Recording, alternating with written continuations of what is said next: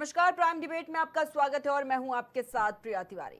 उत्तर प्रदेश में विधानसभा चुनाव नजदीक है, लेकिन उससे पहले यहां की प्रदेश अध्यक्ष का कोई अता पता ही नहीं। पिछले 1 सालों से इस बात पर कवायद चल रही है कि बीजेपी का प्रदेश अध्यक्ष कौन होगा, लेकिन अब तक उत्तर प्रदेश यूनिट का प्रदेश अध्यक्ष का नाम गायब है, कुछ भी अता पता नहीं। अब सवाल यह भी उठ रहा है कि क्या पार्टी के अंदर कोई खींचतान थी या फिर पार्टी कोई सामाजिक संगठन को साथ रही है। हालांकि उत्तर प्रदेश भारतीय जनता पार्टी का अध्यक्ष कौन होगा, इसका आधिकारिक ऐलान अब 14 दिसंबर को होगा।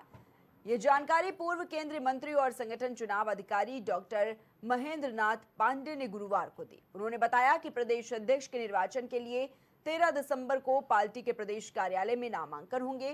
केंद्रीय चुनाव पर्यवेक्षक विनोद तावड़े की मौजूदगी में नामांकन पत्र लिए जाएंगे, जबकि प्रदेश अध्यक्ष का ऐलान केंद्रीय मंत्री और चुनाव अधिकारी पीयूष गोयल करेंगे।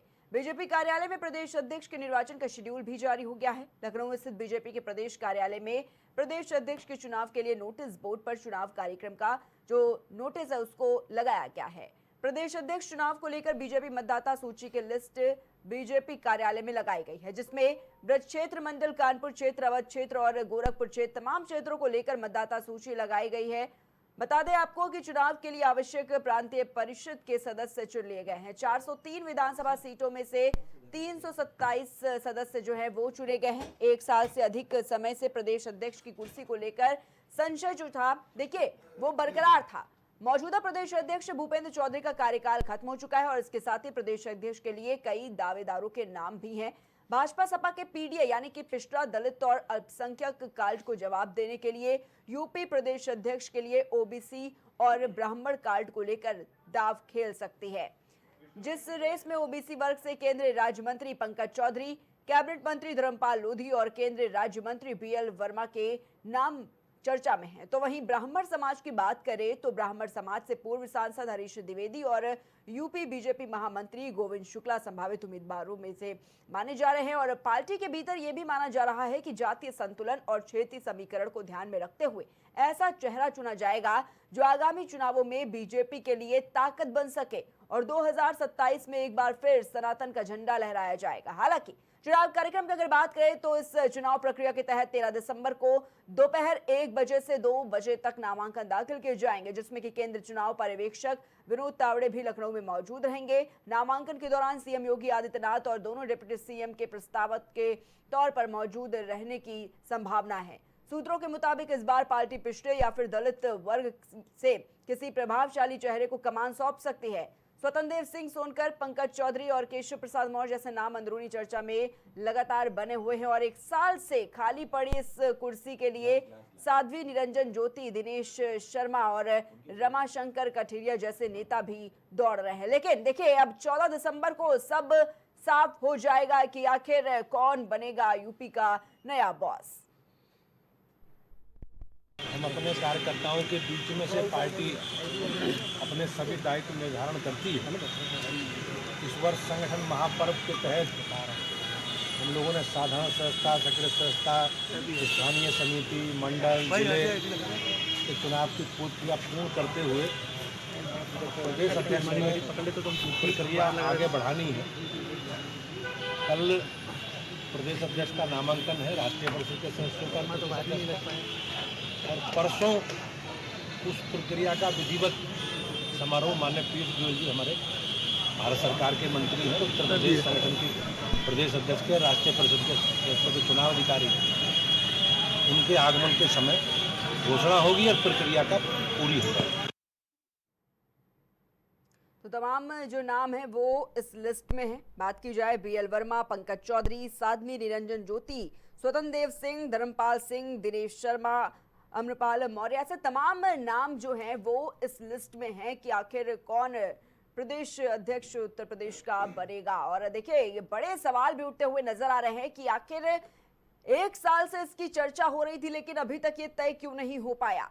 तमाम ऐसे सवाल हैं, वो भी विपक्षी दल भी कहीं ना कहीं उठाते हुए नजर आए हैं कि आखिर इतना बड़ा संगठन है, लेकिन एक प्रदेश अध्यक्ष जो है वो क्यों नहीं पार्टी की तरफ से चुन पाया गया है। तो देखिए, चुनाव से पहले सियासत में एक बड़ा तूफान उठता हुआ नजर आया है और आगामी चुनावों में बीजेपी के लिए कौन ताकत बन सकेगा, इस पर जो नजर पार्टी है वो बरकरार रखी हुई है। चुनाव कार्यक्रम की बात करें तो चुनाव प्रक्रिया के तहत 13 दिसंबर को दोपहर 1 बजे से 2 बजे तक नामांकन दाखिल किए जाएंगे, जिसमें कि केंद्रीय चुनाव पर्यवेक्षक विनोद तावड़े भी राजधानी लखनऊ में मौजूद रहेंगे। और देखिए, नामांकन के दौरान सीएम योगी आदित्यनाथ और साथ ही दोनों डिप्टी सीएम के प्रस्तावक के तौर पर मौजूद रहने की संभावना है। और सूत्रों के मुताबिक इस बार पार्टी पिछड़े या फिर दलित वर्ग से किसी प्रभावशाली चेहरे को कमान सौंप सकती है। स्वतंत्र देव सिंह का भी नाम इसमें चल रहा है, पंकज चौधरी का नाम भी इसमें है, केशव प्रसाद मौर्य का भी नाम है, और साध्वी निरंजन ज्योति हो, बीएल वर्मा हो, या फिर देखिए धर्मपाल सिंह, दिनेश शर्मा, अमृपाल मौर्य, ऐसे तमाम नाम जो है वो इस लिस्ट में काफी आगे दौड़ रहे हैं। पंकज चौधरी, हालांकि ये देखिए सूत्र ये बता रहे हैं कि पंकज चौधरी का जो नाम है वो काफी ज्यादा आगे है, कुर्मी जाति से वो आते हैं और पीएम मोदी के भी ये काफी खास माने जाते हैं। तो आज हम इसी पर चर्चा करेंगे कि आखिर कौन होने वाला है प्रदेश अध्यक्ष उत्तर प्रदेश का, क्योंकि सबकी नजरें इस पर थी और पिछले 1 सालों से जो भारतीय जनता पार्टी है वो ये कह रही थी कि अब इसकी घोषणा हो जाएगी, अब घोषणा हो जाएगी, लेकिन देखते ही देखते 1 साल बीत गया और अभी तक देखिए नाम की जो चर्चा है, जो ऐलान है वो अभी तक हालांकि देखने को नहीं मिल रहा है। लेकिन देखिए, इसी पर चर्चा करेंगे हम। पैनल पर हमारे साथ खास गेस्ट भी जुड़ चुके हैं और सबसे पहले हम आपका उनसे परिचय करवा देते हैं। हमारे साथ भारतीय जनता पार्टी से राघवेंद्र सिंह चौहान जी जुड़े हुए हैं। राघवेंद्र जी, बहुत बहुत स्वागत है आपका। हमारे साथ समाजवादी पार्टी से शौर्या सिंह जी जुड़ी हुई हैं। शौर्या जी, बहुत बहुत स्वागत है आपका। साथ ही हमारे साथ कांग्रेस पार्टी से अभिमन्यु विश्वकर्मा जी जुड़े हुए हैं। अभिमन्यु जी, बहुत बहुत स्वागत है आपका। इसी के साथ ही राजनीतिक विश्लेषक स्टूडियो से विनय तिवारी जी हमारे साथ जुड़े हुए हैं। विनय जी, आपका भी बहुत बहुत स्वागत है। सबसे पहले विनय जी, आपसे ही शुरुआत कर लेते हैं। विनय जी, लगातार पिछले 1 साल से हम ये देख रहे हैं कि भारतीय जनता पार्टी उत्तर प्रदेश में अब प्रदेश अध्यक्ष की घोषणा करेगी, अब घोषणा करेगी, लेकिन देखा गया कि ये घोषणा हो नहीं पाई। पहले कहा जा रहा था कि खिचड़ी हो जाने दीजिए, उसके बाद हो जाएगी, उसके बाद दिवाली के पहले हो जाएगी, फिर ये कहा जा रहा था कि उपराष्ट्रपति का चुनाव हो जाए, फिर बिहार का भी चलिए चुनाव हो जाए। ऐसे करते करते आज हम लोग 12 दिसंबर की तारीख में भी आ चुके हैं, लेकिन अभी तक ऐलान नहीं हो पाया। हालांकि अब डेट तो दे दी गई है, लेकिन इतना समय कैसे देखते हैं? नमस्कार प्रिया जी। जी देखिए, निश्चित तौर पे भारतीय जनता पार्टी का जो प्रदेश अध्यक्ष का कार्यकाल था वो बहुत पहले एक हिसाब से समझ लीजिए ख़त्म हो गया था। उनको एक एक्सटेंशन मिला था और ये था 1 साल पहले कुछ सुगबुगाहट थी कि शायद उत्तर प्रदेश में नया प्रदेश अध्यक्ष भारतीय जनता पार्टी डिक्लेयर कर दे, लेकिन उसके पीछे कुछ तथ्य थे। भारतीय जनता पार्टी की तरफ से बोला गया कि डिस्ट्रिक्ट लेवल पे, ब्लॉक लेवल पे अभी उनके संगठन की संरचना होगी और फिर उसके बाद चूंकि वो सब जो है वोटिंग प्रक्रिया में जो है भाग लेते हैं, तो जब तक पूरे प्रदेश का संगठन तैयार नहीं हो जाएगा उसके बाद ही प्रदेश अध्यक्ष चुना जाएगा, ऐसा भारतीय जनता पार्टी की तरफ से कहा गया। कई हद तक वो बात सही भी लगती है। डिले कितना हुआ, इसके 2 मेन कारण हैं। पहली चीज़ तो एक ये है कि भारतीय जनता पार्टी एक कॉरपोरेट कल्चर की तरह जो है अपनी पार्टी को चलाती है। खासकर जो है कुछ भी नियुक्ति हो या कोई भी डिसीजन लेना हो तो उस पर वो बहुत गहन अध्ययन करते हैं। कोई छोटी से छोटी बात भी बिना वो जो है सामाजिक ताना बाना और जातिवाद, इन सब चीज़ों को ध्यान में रखते हुए ही वो चीज़ एक छोटी से छोटी चीज़ पे भी वो नियुक्ति करते हैं। यहाँ पे हिंदुस्तान के सबसे बड़े सूबे उत्तर प्रदेश की कमान की बात है कि किसको सौंपना है। निश्चित तौर पर आगामी 2027 में प्रदेश का चुनाव है और जिस तरीके से लोकसभा में भारतीय जनता पार्टी को आशा के अनुरूप जो है सफलता नहीं मिली थी, तो शायद उसके लिए वो फूंक फूंक कर कदम रख रही है। वो किसी का भी नाम का ऐलान कर सकती है, लेकिन ये तय है कि प्रदेश की कमान ओबीसी के हाथ में ही रहेगी। बिल्कुल विनय जी, देखिए इस पर भी चर्चा आएंगे कि किस वर्ग का हो सकता है प्रदेश अध्यक्ष, क्योंकि इस पर भी तमाम राजनीति देखी जाती है। लेकिन मेरा सवाल राघवेंद्र सिंह जी से है। राघवेंद्र जी, मेरी आवाज मिल रही है आपको? मेरी आवाज आ रही है आपको? जी बिल्कुल आवाज मिल रही है। राघवेंद्र जी, देखिए बड़े सवाल उठ रहे हैं कि पिछले 1 साल से हम यही सुन रहे थे कि भाई कौन होगा उत्तर प्रदेश का प्रदेश अध्यक्ष, लेकिन नाम का ऐलान करने में इतनी देरी क्यों लग रही है पार्टी को? देखिए, आपने कहा कि बड़े सवाल उठ रहे हैं, तो बड़ा दल है तो बड़े सवाल उठेंगे ही। हम कोई छोटा दल नहीं है कि अभी माननीय अमित शाह जी ने अखिलेश जी को कहा था कि ये कोई 5 लोगों की पार्टी नहीं है, घर की पार्टी नहीं है कि किसी को जब मनाया अध्यक्ष बना दिया तुम अध्यक्ष, तो महामंत्री, तो कोषाध्यक्ष सब घर में ही रहता। ये देश की और वरना ये आपके पूरे विश्व की सब बहुत बड़ी पार्टी है। तो जब बड़ी पार्टी होती है तो बड़ा दल होता, बड़ा परिवार होता, बड़े और हमारे परिवार में समाविष्ट लोग सब तरीके के होते हैं, तो निर्णय लेने में थोड़ा सा देर तो लगती है। अब इसमें बात ये आती है कि ये हो जाएगा, अगला हो जाएगा कि पिछड़ा हो जाएगा, हम लोग इस पर ज्यादा ध्यान नहीं देते। आपने विगत दिनों देखा होगा कि हमारे मुख्यमंत्री किस तरीके से चयनित किए गए, जो कैडर बेस्ड या जो निचले तबके के पदाधिकारी से उच्च स्तर तक पहुंचे, जिनको किसका कार्यानुभव है, काफी दिनों से वो पार्टी में कार्य करते रहे। ऐसा नहीं है कि पार्टी में हमारे कार्यकर्ता की नहीं सुनी जाती या कार्यकर्ता को उचित उसके कैपेबिलिटी के हिसाब से उसको पद नहीं दिया जाता। हमारे यहाँ यही सोच रखी जाती है। अभी हमारे पूर्व में एक वक्ता बोल रहे थे, वो कह रहे थे कॉर्पोरेट पार्टी नहीं, कॉर्पोरेट नहीं। आपकी सोच समझ में थोड़ा अंतर हो सकता है, कॉर्पोरेट नहीं, लेकिन हाँ आपने बात में जो बोला कि हम लोग बहुत महीनियत से समाज के ताने बाने को ध्यान में रखते हुए, परिवारवाद को ध्यान में रखते हुए ये सब फैसले लेते हैं। और प्रांतीय परिषद के आपने सुना होगा हमारे सदस्य होते हैं, जो प्रांतीय परिषद के सदस्य हैं। हमारी पार्टी ऐसी भी है कि चुनाव भी करा सकती है और चुनाव में कराने के बाद भी अध्यक्ष घोषित हो सकता है। ऐसा नहीं है कि हम लोग कोई हवाई अध्यक्ष ले जाए कि अखिलेश जी अध्यक्ष हो गए, उनके चाचा महामंत्री हो गए और उनके दूसरे चाचा भला हो गए और तीसरे चाचा वो रखने वाले हो गए। ये पार्टी उस तरीके की पार्टी है।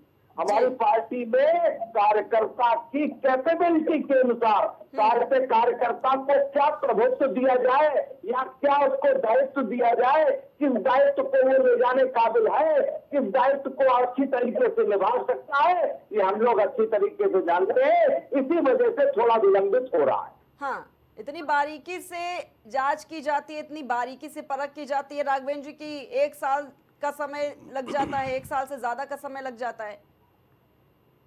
ये कुछ ज्यादा लंबा समय नहीं हो गया? लग सकता है, अब हो गया, अब हो जाएगा, अब हो जाएगा करते करते। मैंने अभी कहा ना कि ये पार्टी बड़ी है और आपने कहा सवाल बड़ा है, तो पार्टी बड़ी है तो सवाल भी बड़ा होगा। निश्चित रूप से हम अपने घर में जब तय कर लेते हैं तभी वो घोषणा करते हैं। बाहर के लोगों के जैसे नहीं कि हम कोई परिवारवाद से ग्रसित पार्टी हो कि एक ही घर के 5 सांसद बन गए, उन्हीं में से हम अपना नुमाइंदा चयनित कर लेते हैं।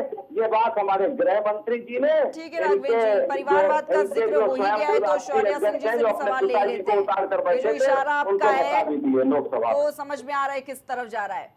शौर्या जी, जिस तरीके से देखा जा रहा है कि भाई उत्तर प्रदेश में भारतीय जनता पार्टी ने प्रदेश अध्यक्ष तो अभी तक चुना नहीं है, 1 साल से हम लगातार सुन रहे हैं, लेकिन अगर समाजवादी पार्टी नहीं चुन पाई होती 1 साल में तो तमाम सवाल उठने लगते, तमाम तरह के आरोप लगने लगते। लेकिन सवाल ये भी है कि अभी तक समाजवादी पार्टी इतनी शांत क्यों बैठी हुई है इस पर? शौर्या जी।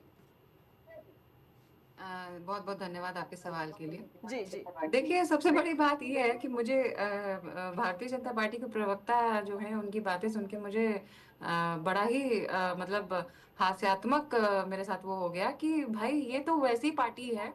अभी फिलहाल लोकसभा में भारतीय जनता पार्टी ने मुद्दा उठाया वंदे मातरम को लेकर के, जो कि एक कहते हैं कि विधानसभा या हमारा जो पार्लियामेंट है या लोकसभा का जो हमारा पार्लियामेंट है, मतलब उसके अंदर तो हम लोग का इतना बजट जाता है, हम आम जनता का, और उसके अंदर जो डेवलपमेंट की और अच्छी चीजों पे चर्चा होनी चाहिए उसको ना करके ये लोग मंदिरों की चर्चा, ये लोग वंदे मातरम की चर्चा, ये सारी चीजें करके ये लोग समय बर्बाद करते हैं। पहली चीज, इनके पास आंकड़े नहीं होते।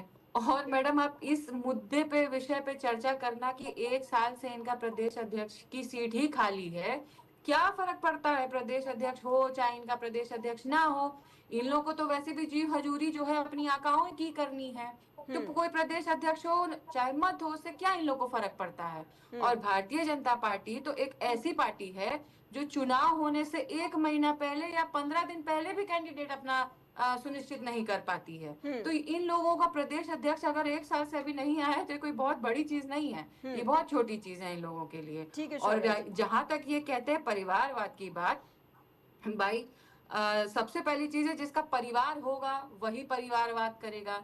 जो खुद ही जिसका कोई परिवार नहीं है उसने देश की स्थिति इतनी बदतर कर दी, देश की युवाओं की स्थिति इतनी बदतर कर दी, तो वो कहाँ से परिवार की इंपॉर्टेंस को समझेगा। और परिवारवाद आपके भारतीय जनता पार्टी में आप लोग कहाँ अपने परिवार के लोगों को टिकट दिलवाते हो, आप लोग के परिवार में कहाँ कोई लड़ता है चुनाव। आप लोग तो भाई बस अपने लड़ के उसके बाद आप लोग सन्यासी हो जाते हो। भाई अमित शाह जी के बेटे सुपुत्र जो हैं वो क्रिकेट उसमें क्या बोलते हैं, क्रिकेट में उनका तो कोई योगदान है नहीं बीसीसीआई में।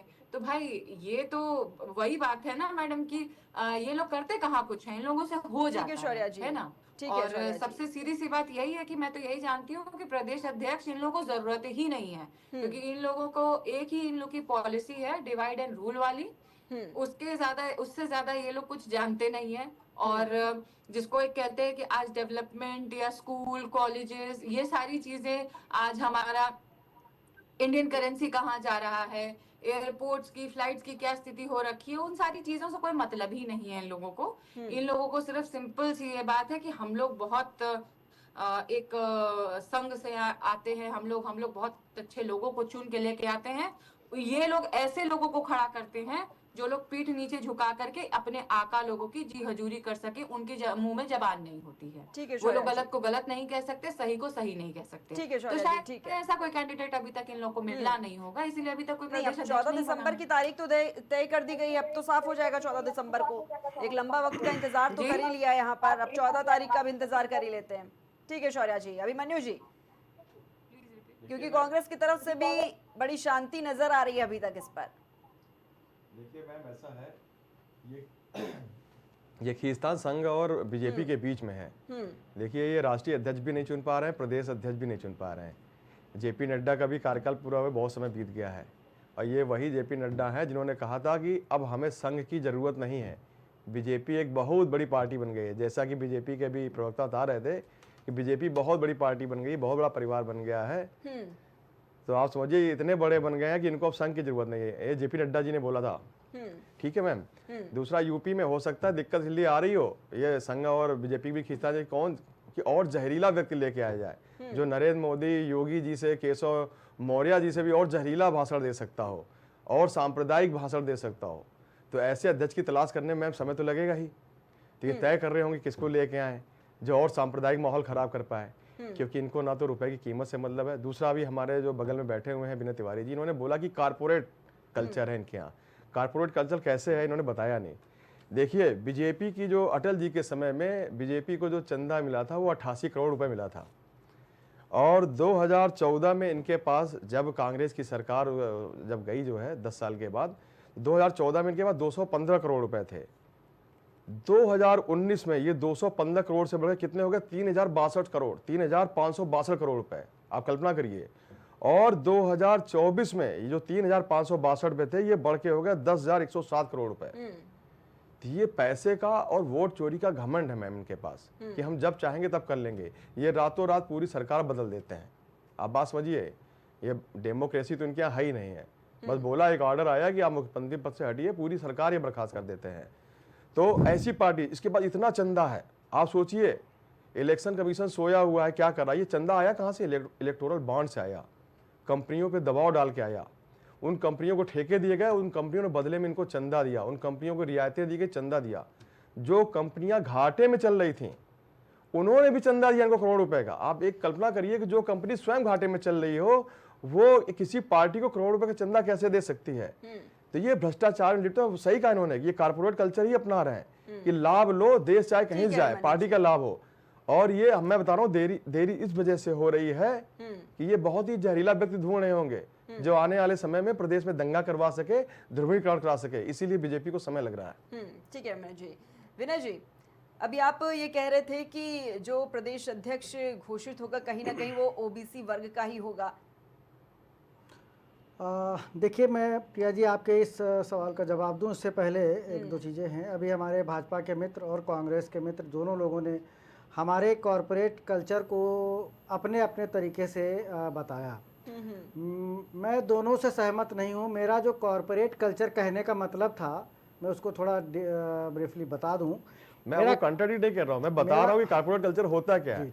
कॉर्पोरेट केवल अपना लाभ देता है, देश कहीं भी जाए, देश भाड़ में जाए, उस कॉर्पोरेट क्या होता है, वो लाभ से प्रेरित होता है, उसे सिर्फ लाभ ठीक चाहिए। है मनीष खैर जी, ठीक है, देश से मतलब नहीं होता उसको। मैं मेरा जो कहने का मतलब है कि बीजेपी के अंदर कॉरपोरेट कल्चर है, तो उसका सीधा सीधा तात्पर्य ये है कि मैं जहाँ तक समझ पा रहा हूँ कि कॉरपोरेट कल्चर क्या है, जहाँ पे व्यक्ति नीचे से फ्रंट लाइन से बढ़ते बढ़ते बढ़ते बढ़ते वो सीईओ और बोर्ड ऑफ डायरेक्टर तक पहुंच जाए। हमारे लिए, हम जहां तक समझते हैं, वही कॉरपोरेट कल्चर है। प्रॉफिट के लिए कंपनियां काम करती हैं और देश के प्रॉफिट के लिए सरकारों को भी काम करना चाहिए। अगर हाँ वही अगर प्रॉफिट इस तरीके से अगर कॉरपोरेट कल्चर को नापा जा रहा तो भी ठीक है।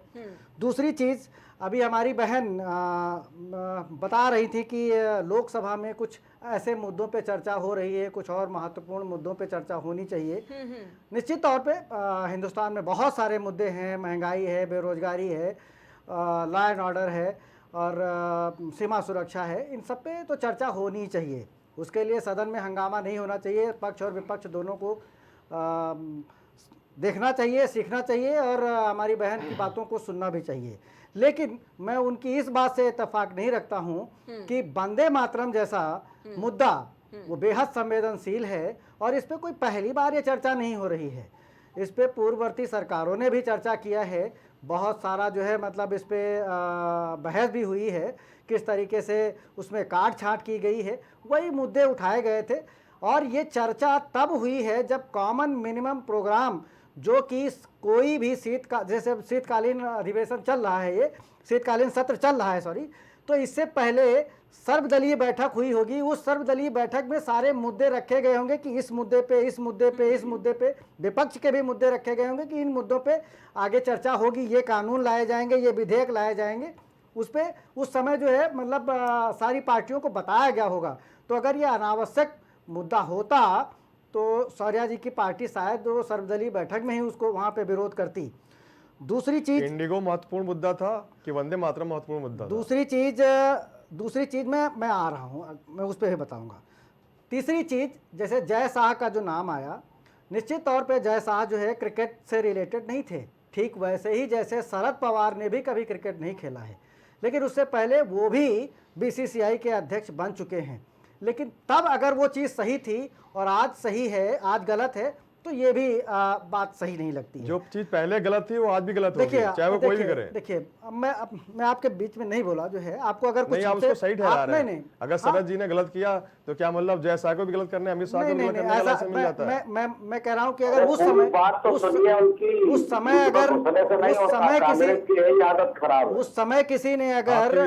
समय अगर किसी ने प्रश्न चिन्ह नहीं उठाया, तो आज भी मतलब ये कह के कि ये परिवारवाद है, तो ऐसा नहीं है।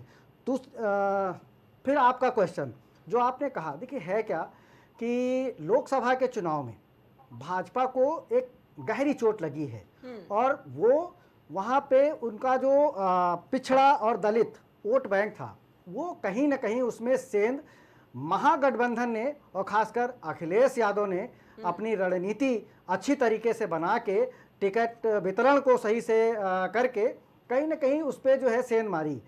अब भाजपा उस पर फूंक फूंक के कदम बढ़ा रही है और जो नामों की चर्चा चल रही हैं, देखिए वो नाम स्ट्रांग है और शायद उनके लिए सब कुछ अनुकूल है प्रदेश अध्यक्ष बनने के लिए। पिछड़े समाज से आते हैं, राष्ट्रीय नेतृत्व के संपर्क में भी हैं, बस उनके लिए ड्रॉबैक एक यही है कि भाजपा में वो नाम हमेशा काट दिए जाते हैं जिनकी चर्चा पहले से ही मीडिया या किसी अन्य माध्यम में चलने लगती है। यही खाली ड्रॉबैक है जो 2-3 नाम आपने बताए हैं। लेकिन मैं इसके बावजूद फिर कहूँगा कि पिछड़ा और दलित को साधने के लिए कहीं ना कहीं वो ओबीसी समुदाय से अपना प्रदेश अध्यक्ष बनाएंगे। अगर कोई महिला हो जाए तो भी कोई आश्चर्यजनक बात नहीं। ठीक है विनय जी, अभी आपने जिक्र किया अगर वो कोई महिला हो जाए तो कोई वैसी बात नहीं होगी, लेकिन देखिए महिलाओं के नाम में भी सबसे ज़्यादा जो एक नाम इस वक्त चर्चा में है वो भी आप जान रहे हैं कौन सा नाम चर्चा में है, साध्वी निरंजन ज्योति का। और मेरा सवाल भी राघवेंद्र जी से है। राघवेंद्र जी, जिस तरीके से साध्वी निरंजन ज्योति का नाम बड़ा ही चर्चा में है इस वक्त, उस लिस्ट में बड़ा ही तेज बताया जा रहा है, और जेपी नड्डा से मुलाकात की उन्होंने एक तस्वीर भी अपने सोशल मीडिया अकाउंट पर पोस्ट की है, क्या कुछ कहेंगे इस पर राघवेंद्र जी? निश्चित रूप से मैं यही कहना चाहूंगा। मेरी आवाज आ रही है अब तक? जी जी बिल्कुल आवाज मिल रही है, आप बोलिए। निश्चित रूप से यही कहना होगा मेरा कि भारतीय जनता पार्टी में कोई भी व्यक्ति इतना अहम नहीं होता जितना कि हमारे लिए दल अहम है और दल के कार्यकर्ता हैं।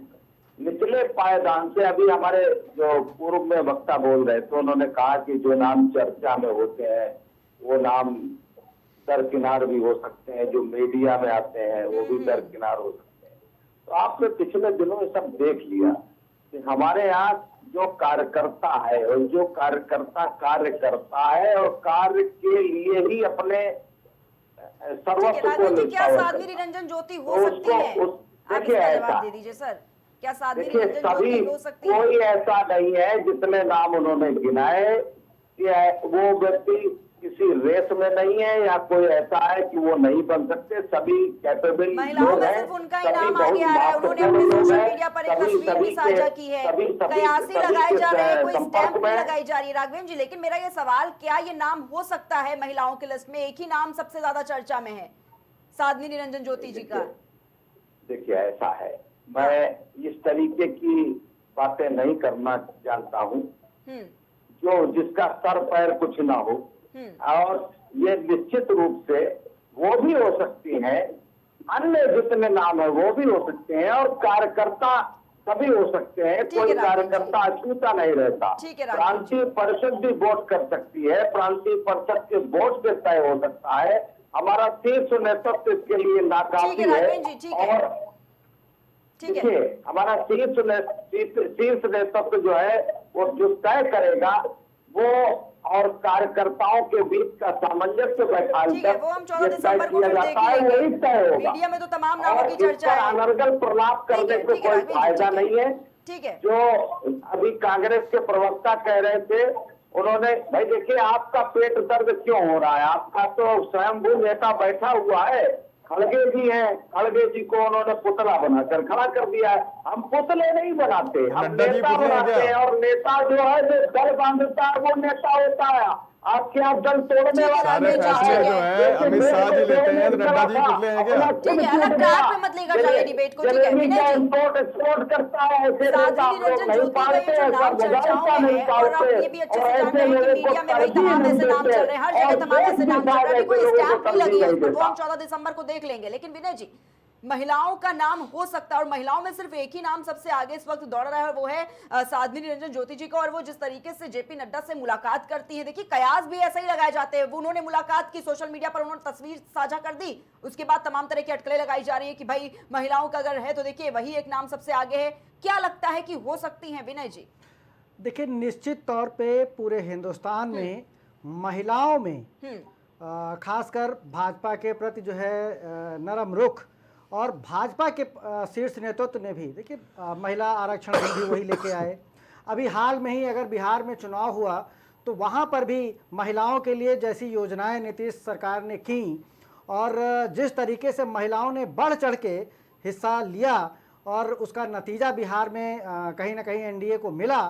और वो सब चीज़ों को देखते हुए निश्चित तौर पे वो एक रेस में हैं साध्वी जी, और वो भी ओबीसी समाज से आती हैं, ये उनके लिए प्लस पॉइंट है। और अगर भाजपा चूंकि नए प्रयोग करती रहती है, वो रिस्क लेने में भी नहीं कतराती है, ठीक है, तो ये हो सकता है, वो चांसेस है। अगर आप जिस तरीके से कह रहे हैं कि उनका नाम भी इस रेस में बड़ा ही आगे चल रहा है, तो फिर हम उन बयानों को भी भूल नहीं सकते हैं जिस तरीके से जब दिल्ली में चुनाव होने थे उन्होंने कैसे कहा था कि दिल्ली में या तो राम यादव की सरकार बनेगी या फिर ये भी आप बहुत अच्छे से समझते हैं। ये भी आपने सुना होगा 2017 में किस तरीके से वो ये कहती हैं कि अखिलेश यादव औरंगजेब है।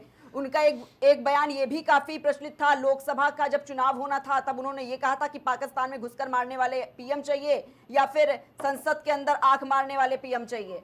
लेकिन निश्चित तौर पे उनके बयान जो हाँ। जिन बयानों की आप चर्चा कर रहे हैं उन पे राजनीति उस समय गरमाई थी।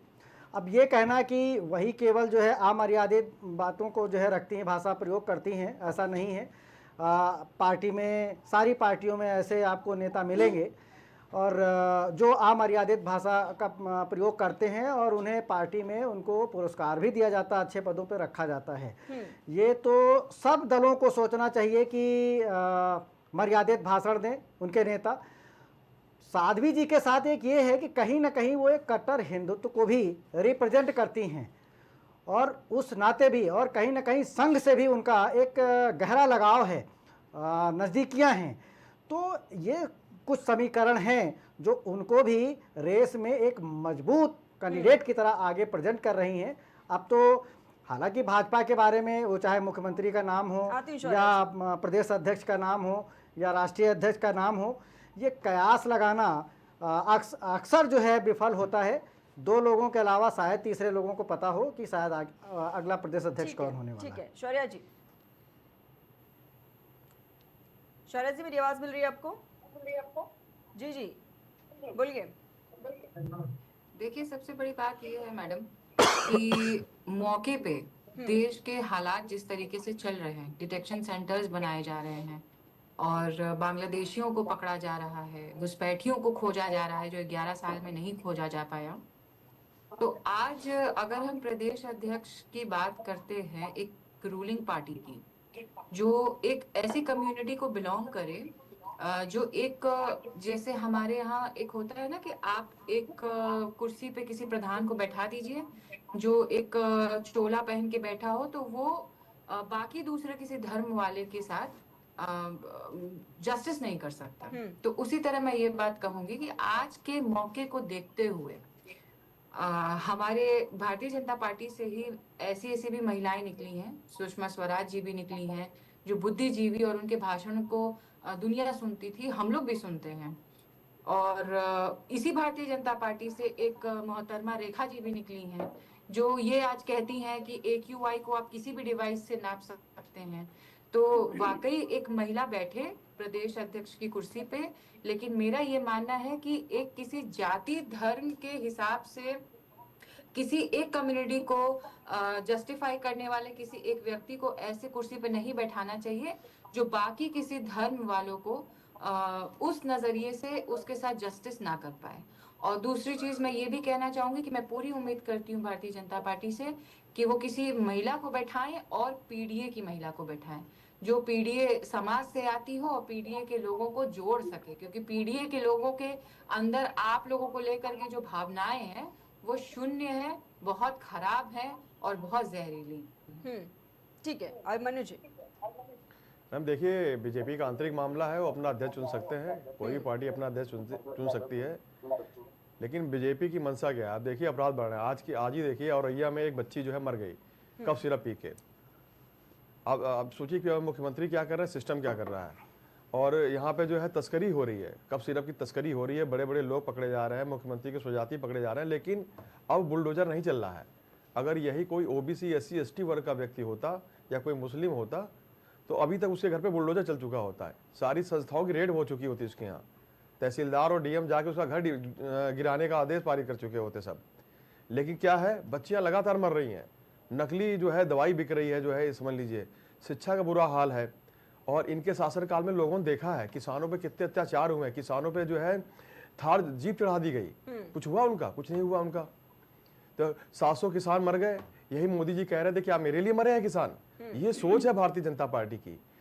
और जितने देखिए OBC की इन्होंने सारी नौकरियां खत्म कर दी। क्या SC ST OBC मिला के लगभग 85% पढ़ते हैं, ये 85% हिंदू तो हैं, लेकिन इन 85% हिंदुओं की इन्होंने आरक्षण खत्म करके नौकरी में स्थान खत्म कर दिया, नौकरियां खत्म कर दी, इनका जो सशक्तिकरण हो रहा था आरक्षण के माध्यम से वो खत्म कर दिया। तो क्या OBC SC ST वाले हिंदू नहीं है? तो ये हिंदू विरोधी पार्टी भी है बीजेपी पार्टी। ठीक है मनु जी। राघवेंद्र जी, देखिए जो इतनी देरी लग गई है। मैं दूसरा एक कट्टर हिंदुत्व, मतलब हिंदुत्व होता क्या है मैडम, जैसे बीजेपी वाले भी बोलते हैं, अभी भाई साहब ने भी बोला, विनय जी ने भी बोला कि हिंदुत्व, कट्टर हिंदुत्व। कट्टर हिंदुत्व मतलब होता क्या है? हिंदुत्व मतलब क्या है? वही वर्ण व्यवस्था, जाति पात, ऊंच नीच, ठीक है, जवाब देने से आईपीसी, पर आज आगे आईपीसी कारण और आईपीसी कारण, सीआरपीसी कारण आरोप ये सबको भी समान सजा मिलती है लगाया ना, जाता चाहे है, वो ये भी राजा, सवाल उठाए चाहे जा रहे थे प्रधानमंत्री विपक्षी हो, दलों की चाहे तरफ सामान्य से कि नागरिक, भाई सबको समान पार्टी सजा है। के अंदर तो क्या आपसी मनुस्मृति के खींचतान चल अकॉर्डिंग क्या रही थी? सबको समान सजा मिलती थी? नहीं मिलती थी। तो हिंदुत्व होता क्या ठीक है है? अभिमन्यु जी, ठीक कट्टर हिंदुत्व इस देश के लिए नहीं है। ठीक है। पटेल जी ने कहा था हिंदुत्व एक पागल विचार है, बाबा साहब ने भी हिंदुत्व को कंडम किया था। तो ये कट्टर हिंदुत्व होता क्या है? क्यों ढोना भाई हिंदुत्व को? क्या आप सामंतवादी व्यवस्था लेके आना चाहते हैं? ये पार्टी सिर्फ देश का माहौल खराब करती है। बाकी अध्यक्ष है, इनको चुनना, अपना अध्यक्ष चुन सकते हैं, स्वतंत्र है, लेकिन ऐसे व्यक्ति को चुने जो सौहार्द बना के चले, प्रदेश का माहौल ठीक करके चले। ठीक है राघवेंद्र जी। ये निश्चित रूप से मुझे सबकी मना भावना, मना स्थिति समझ में आ गई। मैं समझ सकता हूँ कि इनकी मना स्थिति क्या है। बार बार हमारी बहन साध्वी निरंजन ज्योति, अरे निरंजन ज्योति की भाषा आपको क्यों नहीं समझ आई? क्योंकि आप नेशनल हेराल्ड के दादी लोग हैं। आप लोग सरियों को लाल करने वाले लोगों में आए, जिन्होंने सरियों में राम भक्तों को धोखा था मार मार कर। तो साध्वी निरंजन ज्योति की अभी आपने दिल्ली में मंदिर क्यों गिराया? आरएसएस के दफ्तर के सामने मंदिर क्यों गिराया आपने? भाषा में जवाब दिया आरएसएस को पार्किंग चाहती थी, आपने मंदिर क्यों गिराया? जो 5 स्टार कार्यालय आरएसएस का बना, वो पैसा कहाँ से आ रहा है? आप भ्रष्ट लोग हैं आप जवाब दीजिए। आरएसएस एक एनजीओ है, कहाँ से पैसा आता, कहाँ जाता है? ये 5 स्टार कार्यालय कैसे बना है आरएसएस के दिल्ली में? ये पैसा किसका है? ये ब्लैक तो नहीं है, ये सब लोग जेल में एक दिन देखिएगा आप। तरीके की भाषा का इस्तेमाल कर लेंगे क्या? क्यों होता है? आप क्यों पूछो कि हमारी नेत्री, पूछो कि आप महिला आरक्षण बिल क्यों नहीं लागू कर रहे हैं? आप केवल पास करने से क्या होता है? आप महिला विरोधी हैं, आप बिल पास करके बैठे हुए, आप लागू क्यों नहीं कर रहे महिला आरक्षण बिल? तो आपके पेट में दर्द नहीं होना चाहिए। आप इस तरीके की भाषा का अगर समर्थन करेंगे तो फिर सवाल ये भी खुलेआम ऐसे जो उठाए है समाज जाएंगे। में जो है राघवेंद्र जी, हिंसा को सपोर्ट कर सवाल रहे हैं। ऐसे ही उठाए जाएंगे। अखिलेश यादव को औरंगजेब कहा जा रहा है, साध्वी निरंजन ज्योति इस तरीके का अगर बयान देंगी तो आपको नहीं लगता सवाल उठाए जाएंगे उसके बाद? देखिए ऐसा है, निश्चित रूप से नेशनल हेराल्ड में फंसे हुए लोग इसका जवाब नहीं दे सकते। और जो आपकी सरकार है पिछले 11 साल से, क्या किया आपने नेशनल हेराल्ड में? अपनी पत्नी के प्रति कहे गए अडानी जी को समन है अमेरिकी कोर्ट का, शामिल कराया आपने? अडानी जी आज की डेट में अमेरिका नहीं जा सकते, गिरफ्तार कर लिए जाएंगे। एपस्टीन फाइल के बारे में पता है आपको? एपस्टीन फाइल में नरेंद्र मोदी इन्वॉल्व है उसमें, उनके मंत्री हरदीप पुरी वो बिचौलिए का काम कर रहे थे। जेफरी एपस्टीन के बारे में पता क्या है? वो छोटी छोटी लड़कियों को सप्लाई करता हुआ नेताओं के पास। आपको ऐसी क्या जरूरत पड़ गई एपस्टीन की? आप बताएंगे? आरएसएस वहां 3 करोड़ रुपए देके लॉबी कर रही है अमेरिका में, आप बताएंगे? ये 3 करोड़ आरएसएस के पास कहां से आया अमेरिका में देने के लिए? आप जहरीले लोग हैं, आप देश को बर्बाद करने में लगे हुए हैं। सम्मान करती है और उनको सम्मान पूर्वक हमने आपके बस का नहीं है देश चलाना। कांग्रेस पार्टी सबको साथ लेके चल सकती है। ठीक है, ठीक है राघवेंद्र, ठीक है। हमने देश को आजाद कराया, हम इस देश को ठीक है, संरक्षित मनु जी, आऊंगी आपके करेंगे, पास, हम ही आप सबको जवाब साथ लेके दीजिएगा। चलेंगे। ठीक है, रुकिए शौर्या जी। आज भारतीय जनता पार्टी की मैडम इनको एपस्टीन के बारे में पता भी नहीं होगा, जो प्रवक्ता है जेफरी एपस्टीन। अभिमन्यु जी आती हूँ, रुकिए। आपको बहुत पता है। आप बता दीजिए हरदीप पुरी क्या कर रहे थे एपस्टीन के साथ? बताइए हरदीप पुरी क्या कर रहे थे एपस्टीन के साथ?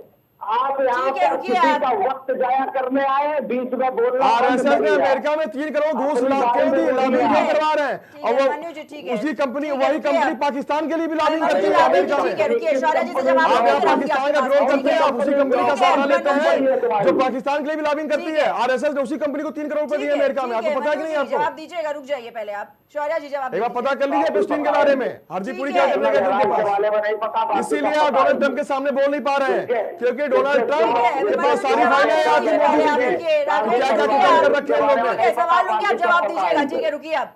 शौर्या जी बोलिए। कि जब सूरज उगता है तो उसका अस्त भी होता है, सूरज पे भी ग्रहण लगता है, और अगर सूरज बहुत ज्यादा नजदीक आ जाए तो इंसान जल के भस्म के हो भी जाता है और राख भी बन जाता है। तो आपका अभिमान अच्छा है, लेकिन घमंड खराब है। दूसरी चीज, हो गया, वो कर लिया। आज जिस तरीके से इनको साध्वी जी का नाम सुन करके करंट लग गया शरीर में और आग बबूले ये हो रहे हैं, तो मैं ये कहना चाहूंगी कि आज इन्हीं के शब्दों की बातें हैं कि पीडीए के लोग और पिछड़ा दलितों के लोग, आप लोग ऐसी भावनाओं को फैलाते हैं, आप लोग ऐसी बातें करते हैं। तो आज एक लखनऊ में ही पासी बिरादरी के शख्स को पेशाब पिला दिया जाता है, उसके ऊपर कौन सी कार्रवाई होती है? उसके घर पे कहाँ बुलडोजर चलते हैं? कहाँ आपके बुलडोजर गए? जितने पिछड़े दलित अल्पसंख्यक परिवारों के ऊपर अत्याचार हुए हैं, आपके बुलडोजर की जो चाबी है वो कहाँ गायब हो जाती है महाशय? तो ये जनता ये सवालों के जवाब आप लोगों से चाहती है। और जब आप एक पूरे प्रदेश का नेतृत्व करते हैं, जिस प्रदेश में सारे धर्म बिरादरी के लोग एक छत के नीचे रहते हैं, तो आप एक सनातनी चोला जो ओढ़ करके बैठे हैं, आप सनातनी का असली धर्म का मतलब भी जानते हैं? अगर ऐसा ही था तो आप ही लोगों के यहाँ मुसलमान दामाद क्यों उतर के आ रहे हैं? ऐसी कौन सी मजबूरी आ गई है? तो इस बातों के भी जवाब आप लोगों को देने पड़ेंगे। और हम ये कहते हैं कि आज हमारे जो मुसलमान भाई हैं, क्रिश्चियन भाई हैं, सिख भाई हैं, क्या वो आज भारतीय जनता पार्टी को वोट नहीं देते हैं? आप लोग सनातनी सनातनी सनातनी, आप लोगों ने तो एक सनातन को बीमारी बना दी है। मतलब जिस चीज पे आप स्टडी करनी चाहिए, जिस चीज को लेकर के बीमारी है जो सनातन को आप बीमारी समझती है, आपकी मानसिक बीमारी है। एक बीमारी है, जिस तरीके क्या से बात अभी करती हैं आप? मैं सनातन ठाकुर की बेटी सनातन हूँ, मैं ठाकुर बीमारी की है, बेटी हूँ, क्या सर, बात करती हैं चौहान आप? जी, कैसी मैं भी प्रवक्ता सिंह हैं हूँ, आप? लेकिन आप राघवेंद्र जी क्यों हिंदू मुस्लिम की राजनीति पर आ गए? और क्या बता रही हैं आप? सनातन बीमारी है, आपको सनातन बीमारी देखिए, है। सनातन सिर्फ प्यार और मोहब्बत है, भाईचारा सनातन होता है, बाकी कोई सनातन चीज नहीं है। आईसीएसई बोर्ड में आप कभी आप हिंदू धर्म कहते हैं, कभी सनातन धर्म कहते हैं, पहले तय तो कर लीजिए धर्म का नाम क्या आपके। बीमार है, ये बार बार क्यों हिंदू मुस्लिम की राजनीति पे उतर आते हैं? पूरी तरीके से आप बीमार हैं। कितने सिलेबस में आप बीमार हैं, महाराणा बाकी प्रताप को पढ़ा रहे मस्तिष्क से हैं। आप पूरा बीमार सनातन हैं। भाईचारा हो सकता है, सनातन प्यार मोहब्बत हो सकता है, बाकी चीजें सनातन नहीं है, सब ठीक है, रुक परिवर्तित जाइए होती राघवेंद्र जी, है। सुन अगर लीजिए, पहले मनुष्य जवाब होगा, इंसान दीजिएगा। होगा, तो भाईचारा भी होगा, प्यार मोहब्बत भी होगा, बाकी कोई सनातन नहीं राघवेंद्र जी, होता है। जवाब तो देने दीजिए, पहले सुन तो लीजिए, तब काउंटर कीजिएगा ना। बीमारी है। अखिलेश यादव को एक मुल्ला उनकी पत्नी को किस तरीके से नंगी बातें कर रहा था, उस पर नहीं बोलेंगे आप। राघवेंद्र जी, बीमारी है, सनातनी होना बीमारी है। राघवेंद्र जी, अरे संसद में जो आपके बिधूड़ी जी बोल रहे थे, उस पर आप बात नहीं करेंगे? आप दुर्दशा है। संसद में बिधूड़ी जी कैसी बातें कर रहे हैं, किस भाषा का उपयोग कर रहे हैं, उस पर तो एक बताइए। मिनट आप एक तरफा बात क्यों करते हैं? आगे राघवेंद्र प्रधानमंत्री जी जी कपड़ों से पहचानते हैं, आप कैसी बातें कर रहे हैं? अपना कुकर्म दिखाई नहीं देता, अपनी बात नहीं दिखाई देती आप लोग को? क्या करते हैं आप लोग? कर्म की बात न करो, कर्म और कुकर्म की बात न करो। कितने कुकर्म कांग्रेस ने राघवेंद्र किए जी, ठीक है। हैं, उसी कुकर्म कांग्रेस ने इस देश को बनाया है, कांग्रेस ने इस देश को आजाद कराया है। जो आप ये बेच रहे हो कंपनियां कांग्रेस की बनाई हुई है, कांग्रेस ने इस देश को डेवलप किया था। आप देश को बर्बाद करने में लगे हुए हैं, आप सारी संस्थाएं बर्बाद कर रहे हैं। आप देश को गृह युद्ध की तरफ धकेल रहे हैं, आप हर वर्ग में भेद बढ़ा रहे हैं। आप ना तो आपकी ओबीसी से बनती है, ना SC ST से बनती है आपकी, ना मुस्लिम बनती है, न सिख से बनती है, न जैन से बनती है आपकी, न ईसाई से बनती है। मणिपुर में क्या किया आपने? ईसाइयों के लोग लगा दिया आपने। पार्टी के लोग कहाँ जा रहे हैं? राघवेंद्र जी, मेरी आवाज मिल रही है क्या आपको? जब मौका मिलता है तो आप कश्मीर में महबूबा मुफ्ती का सरकार बना लेते हैं, जिसको ये आतंकवादी बोलते हैं, मैम उसके साथ सरकार ही बनाते हैं। इनसे पूछिए कि उन्होंने महबूबा मुफ्ती से सरकार क्यों बनाई थी कश्मीर में? राघवेंद्र जी, मेरी आवाज मिल रही है आपको कि नहीं मिल रही है? सही है ना, जैसे सूरज पर थूकेंगे तो आपके ऊपर गिरेगा। सनातनी इतना भड़किए मत, मेरी आवाज मिल रही है कि नहीं मिल रही है, इसका जवाब दीजिए पहले। क्या है, आपको जानकारी नहीं सनातन क्या चीज रुकिए, है। आप सुनिए मेरी बात, आवाज मिल रही है। बताइए, वेद में कहाँ लिखा है सनातन धर्म? मनु जी प्लीज रुक जाइए, 2 मिनट बताइए, वेद में कहाँ लिखा है सनातन शब्द? कहाँ लिखा है वेद में? बताइए कहाँ लिखा है वेद में सनातन शब्द? रुकिए, हिंदू शब्द कहाँ लिखा है सनातन में? बताइए वेद में कहाँ लिखा है? राघवेंद्र जी, मेरी आवाज मिल रही है आपको कि नहीं मिल रही है? जी मिल रही है। ये लगातार आप क्यों परिभाषा दे रहे हैं सनातन की? सनातन को डिफेंड करने के लिए आपसे जवाब मांगा था क्या मैंने? देखिए, ऐसा है, जब सामने से सनातन पर कोई इस तरीके की भाषा, सनातन बीमार मानसिकता का है, ये इनको कहने की जरूरत है? बोलिए, आप कह सकती, आप कहेंगे, बोलिए। डिफेंड करने के लिए बोला गया आपको। आप बोलिए, आप आप चैनल की एंकर हैं, आप ये अरे मैंने बोला है क्या राघवेंद्र जी, मेरे ठीक है, पर्सनल कमेंट क्या करने लगते हैं? पहली चीज है, मुझसे क्यों पूछ रहे? जिसने बोले आप उससे बोलिए जाके पहली चीज आप तो। देश का साइंटिफिक क्या टेम्परामेंट मुद्दा खराब होता कर है रहे फिर? हैं। भाई आप हिंदू देश मुस्लिम को की जितना राजनीति धार्मिक मत प्लीज बनाएंगे यहाँ पर देश बैठिए, उतना मत पीछे करिए, जाएगा। अभिमन्यु जी। आप दुनिया में उठा के देख लीजिए, जो भी देश ज्यादा धार्मिक है उनकी स्थिति प्रदेश क्या है, अध्यक्ष पर उनके जवाब अपराध मांगा हो जा रहे रहा है, हैं, हम पता नहीं कौन से सनातन बर्बाद धर्म की हो आपको चुके हैं वो डेफिनेशन देने के लिए देश, बोलता है। बाबा धर्म का रुकिए सहारा लेते हैं। विनय जी, साइंटिफिक बनिए, भाईचारे की ये बात मुद्दे से करिए। हटके लगातार ये जो हिंदू भाईचारा और मुस्लिम प्यार की मोहब्बत ही राजनीति सनातन है, होता, बाकी कुछ सनातन है नहीं ये कोई इस नई दुनिया बात में। नहीं है, और आज डिबेट में भी यही सब। देखिए एक्चुअल में है क्या कि हिंदुत्व पे और सनातन पे हिंदुस्तान में सारी पार्टियों को बोलने में बहुत मज़ा आता है और बहुत दिल खोल के बोलती हैं। अभी भाई साहब भी कह रहे थे कट्टर हिंदुत्व होता क्या है। अभी हमारी बहन भी बोल रही थी कि सनातन बीमारी है। आप बताइए मैं- कट्टर नहीं, हिंदुत्व नहीं, क्या होता नहीं, है, आप नहीं, बताइए। सुनिए सुनिए नहीं, आप define करिए। अब मेरी बात तो सुन लीजिए। मुझे वेद और पुराण का एक बड़े मुझे वेद पुराण का ज्ञान नहीं है, आपको होगा और राहुल गांधी को होगा, ठीक है ठीक है, आप रखिए। लेकिन क्या नरेंद्र मोदी को है? सुनिए सुनिए, क्या नरेंद्र मोदी को क्या- है, अमित शाह को है वेद पुराण क्या ज्ञान? आप ठीक क्या है। आप क्यों राहुल गांधी का नाम क्या बात कर रहे हैं? नहीं, क्या नहीं, आप- नहीं, क्या नहीं, आप- नरेंद्र मोदी को है वेद पुराण क्या ज्ञान? आप अमित शाह को वेद पुराण ज्ञान है? आपको ले गया उनको बीच में? ये सुनिए तो क्या मैं पूछा कट्टर हिंदू की बात करिए, आप दूसरी बात कट्टर लेके आ रहे हिंदुत्व के बारे में बोल सकते हैं। आप बताइए ना कट्टर हिंदू क्या होता है? कट्टर हिंदू, आप ये बताइए हिंदुत्व को कट्टर इस्लाम क्या होता है? कट्टर इस्लाम क्या होता है? कट्टर इस्लाम क्या होता है? नहीं बताना, उसके बारे में नहीं बोलोगे, मुंह में दही बात हो रही है, एक ही दो बीप चलेगा। बस हिंदुत्व के बारे में, कट्टर कोई भी हो खराब है। हिंदुत्व के बारे में कट्टर कोई भी हो, बोल के उसकी आपका निंदा ये की हक जानी हुआ है। चाहिए। कट्टर चाहे इस्लाम हो, चाहे कट्टर सिख हो, चाहे जैन हो, कोई भी हो, कट्टर की निंदा की जानी चाहिए। पता नहीं कैसे आप बात कर कट्टर रहे हैं हिंदू को डिफाइन करिए आप। यहाँ पे आप बता रहे कट्टर हिंदू आप क्या होता है? कट्टर हिंदू को कट्टर define हिंदू ये करिए होता आप। है कि अगर यहाँ पे हिंदू पटेल है तो हर पटेल धर्म जी ने और कहा समाज के लोग रह था सकते हिंदुत्व हैं। एक पागलपन विचार है। पटेल जी ने कहा था अगर ये। कोई और धर्म होता है यहाँ पे ये हावी, तो कोई और दूसरा धर्म नहीं पहले रहेगा। मंत्री और प्रधानमंत्री ने कहा था हिंदुत्व एक पागलपन विचार है। जिसने कहा वो खुद पागल है। आप पटेल जी को पागल कह रहे हैं? जिसने कहा पटेल जी ने कहा हिंदू पागल विचार है। जिसने कहा नहीं पता तो क्यों बात जिसने कर रहे कहा हैं? कि हिंदू जब आपको पागल नहीं पता विचारधारा तो है क्यों वो बात खुद कर रहे पागल हैं? है। जिसने कहा कि हिंदू पागल विचारधारा है वो खुद पागल है। आप बताइए ना कट्टर हिंदू क्या होता है, या आप ही कह सकते हैं? पागल है, तुझे अपूर्ण है। ठीक है, बताइए ना कट्टर हिंदू क्या होता है, डिफाइन करिए आप। कट्टर हिंदुत्व ये होता है कि अगर हिंदुत्व यहाँ पे है तो सारे धर्म के लोग रह सकते हैं। ये कट्टर इस्लाम की हिंदुत्व बात है। करने ये के लिए कट्टर नहीं बैठा हिंदुत्व गया है। है। कट्टर हिंदुत्व तो इस है। तरीके मतलब से आज सवालिया इतना मत नफरत लेकर फैलाए हुए आइए। हैं, बस ये परिभाषा है ये आपकी। यहाँ पे अगर रुकिए कोई आप। दूसरा धर्म हावी होता तो कोई दूसरा धर्म नहीं रहता था। सारी ठीक है। कंट्रियां हैं, देख लीजिए।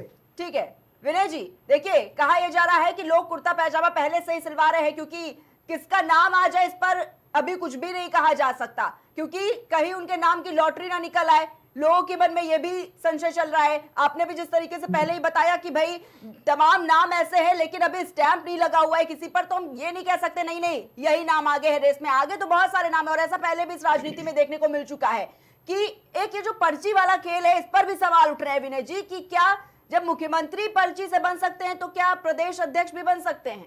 देखिए ऐसा भारतीय जनता पार्टी के अंदर नहीं होता है कि पर्चियों से कोई नाम घोषित किया जाए।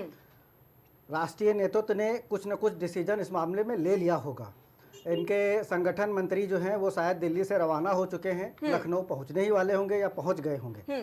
कल तक सब कुछ क्लियर हो जाएगा। और निश्चित तौर पे ये भाजपा का एक अंदरूनी विषय है, इस पे दूसरी पार्टियों के पेट में दर्द नहीं होना चाहिए कि वो किसको प्रदेश अध्यक्ष बना रहे हैं किसको नहीं बना रहे हैं। हम लोग कयास लगा रहे हैं, जैसे कोई दूसरी पार्टी पीडीए कर रही है तो क्या वो पिछड़ा दलित से अगर कोई अगर प्रदेश अध्यक्ष कुछ बना रहे हैं तो इसमें क्या किसको क्या ऐतराज है? अगर किसी महिला को बना रहे हैं किसी को आगे करें तो किसी को क्या ऐतराज? हर पार्टी अपनी रणनीति पे काम करती है, उस पर आगे बढ़ती है। भाजपा की जो रणनीति होगी आगे 14 तारीख तक सब पता चल जाएगा। ठीक है विनय जी, जी मेरा एक आखिरी सवाल और जवाब लेना चाहूंगी इसी पर। अदम गोडवी की एक लाइनें हैं कि काजू भुने प्लेट में विस्की ग्लास में उतरा है रामराज विधायक निवास में। वो जमाना भी लोगों ने देखा, लेकिन योगी सरकार जब से आई ये कहा जा रहा है कि अब वैसे हालात देखे नहीं जाते हैं। इस पर क्या जवाब देंगे? देखिए योगी के ऊपर भी तमाम तरह के आक्षेप लगे। तमाम विपक्षी पार्टियों ने कहा कि ये साधु हैं, ये संत हैं, इनको मठ में रहना चाहिए। अब ये वो नहीं कहते हैं कि इस देश का मंत्री, मिनिस्टर, मुख्यमंत्री, राज्यपाल एक मौलवी बन सकता है, मौलाना बन सकता है, गुंडे माफिया बन सकते हैं, अतीक अहमद जा सकते हैं, मुख्तार अंसारी जा सकते, हर तरीके के लोग जा सकते हैं। बस एक साधु नहीं पहुंच सकता है सदन के अंदर। ये कौन सी आपको पता है विचारधारा योगी जी भी कितने ये केस थे? कौन सी विचारधारा है? आपको पता है योगी जी कितने केस थे? अरे हैं तो फिर ठीक है, उनको खुद ही वापस लिए ना अपने केस, खुद ही वापस लिए अपने केस इन्होंने। केस तो फिर राहुल आप गांधी पूरी बात बताइए ना, केस आप तो पूरी बात राहुल क्यों बता गांधी रहे के ऊपर हैं? है। आप अधूरी बात क्यों बता रहे हैं? वो जमानत पे ये संत पे इतने केस लगते हैं, हत्या के मुद्दे पर वापस आइए, ठीक है। अटेम्प्ट टू मर्डर के केस लगते हैं। मेरा सिंपल सा कहने का मतलब एक चीज ये है कि लेकिन विनय जी, ये जो कहा जा रहा है कि प्रदेश अध्यक्ष भारतीय जनता पार्टी ऐसा ही चाहती कि वो तालमेल अपना बैठा ले, निश्चित तौर पे, और कहीं ना कहीं जो उसमें एक जो नाम चल रहा है हाँ। पंकज चौधरी का, हाँ। वो उनके लिए ड्रॉबैक भी यही है कि सब कुछ सारा समीकरण उनके लिए अनुकूल है, लेकिन पिछले 5 साल 6 साल या उससे अधिक साल में आप देखें, वो भी गोरखपुर से आते हैं, मुख्यमंत्री भी गोरखपुर से आते हैं। कभी दोनों को एक साथ मंच पे किसी कार्यक्रम में आपने नहीं देखा होगा। यही एक, और बिना प्रदेश अध्यक्ष जो है वो बिना मुख्यमंत्री के सहमति या उनके स्वीकृति लिए बिना, हमें लगता है कि नहीं बनेगा। 99% नाम, लेकिन यही एक पेज है, इसमें आगे अदरवाइज इनका भी पंकज चौधरी है आगे हैं। जी। लेकिन देखिए, पंकज चौधरी का जिस तरीके से आपने जिक्र किया विनय जी, और पंकज चौधरी का नाम भी कहा जा रहा है कि 90 से 99% वो भी बड़ी रेस में आगे चल रहे हैं। बस एक ही ड्रॉबैक है कि कहीं ना कहीं ऐसा नहीं देखा गया है कभी कि वो उनकी योगी आदित्यनाथ के साथ बहुत अच्छा तालमेल रहा हो उनके और उनके पंकज चौधरी और योगी आदित्यनाथ। लेकिन लोकसभा का जब चुनाव था तब प्रधानमंत्री नरेंद्र मोदी तो घर भी गए थे उनके। एग्जैक्टली, वो उनके घर गए थे। हाँ। लेकिन चूंकि जब बात प्रदेश की है, हाँ। तो यहाँ पे सूबे के मुख्यमंत्री को कॉन्फिडेंस में लिए बिना कोई नाम की घोषणा हो जाए, इसकी संभावना बहुत कम होगी। बाबूराम निषाद के बारे में क्या कहेंगे आप? निषाद समाज से आते हैं वो जो है, हाँ। और उन पे भी चर्चाएं हुई हैं। हाँ। लेकिन जहां तक हमें लगता है कि ये पंकज चौधरी जी हैं या धर्मपाल जी हैं या साध्वी जी हैं, इन नामों पे, और ऐसे समुदाय को जो है वो ज्यादा, कुर्मी समाज से हैं, ठीक है, तो 4% का वोट है, कहीं ना कहीं ठीक वो है। वोट बैंक खिसका भी था लोकसभा के चुनाव ओबीसी में, की तो बात उसको तो हो साधने के गई। चक्कर में वो ये शायद भी कहा जा इस पे रहा है आगे कि बढ़े। हो सकता है कोई ब्राह्मण चेहरा भी, और जो इस लिस्ट में है वो हरीश द्विवेदी, जो कि पूर्व सांसद हैं, बीजेपी के महामंत्री गोविंद शुक्ला, और मेयर और डिप्टी सीएम रह चुके हैं दिनेश शर्मा जी, उनका नाम भी इसमें आ गया है। इस पर लेकर क्या कहा जा सकता है? निश्चित तौर पे, और उन पे चर्चा भी होगी, और हुई भी होगी। वो नाम में है, कोई भी बन सकता है, लेकिन ब्राह्मण समाज से प्रदेश अध्यक्ष आए, इसकी संभावना मैं ये नहीं कह रहा हूं कि नहीं है, लेकिन बेहद कम है। ठीक है, ठीक है, चर्चा को यहीं पर समाप्त करेंगे। बहुत बहुत धन्यवाद आप सभी का हमारे साथ इस खास चर्चा में जुड़ने के लिए। हमारे साथ भारतीय जनता पार्टी से राघवेंद्र सिंह चौहान जी जुड़े हुए थे, समाजवादी पार्टी से शौर्या सिंह जी हमारे साथ जुड़े हुई थी, कांग्रेस पार्टी से हमारे साथ स्टूडियो से अभिमन्यु विश्वकर्मा जी जुड़े हुए थे, और राजनीतिक विश्लेषक हमारे साथ विनय तिवारी जी इस खास चर्चा में जुड़े हुए थे। तो साफ तौर पर देखिए, ये तमाम जो कयास लगाए जा रहे थे कि बीजेपी कौन किसे प्रदेश अध्यक्ष चुनती है, और देखिए पिछले 1 सालों की अगर बात की जाए तो तमाम बार ये कहा जा रहा था कि हो सकता है कि अब नाम ऐलान हो जाए, लेकिन ऐसा हुआ नहीं और एक लंबा वक्त बीत गया। लेकिन अब देखिए 14 दिसंबर की तारीख दे दी गई है भारतीय जनता पार्टी की तरफ से, और ये कहा जा रहा है कि 14 दिसंबर को अब जो नाम है वो फाइनल हो जाएगा कि उत्तर प्रदेश का जो बीजेपी की तरफ से बनाया जाने वाला जो प्रदेश अध्यक्ष है वो आखिर कौन होगा। फिलहाल इतना ही, आप देखते रहिए प्राइम टीवी।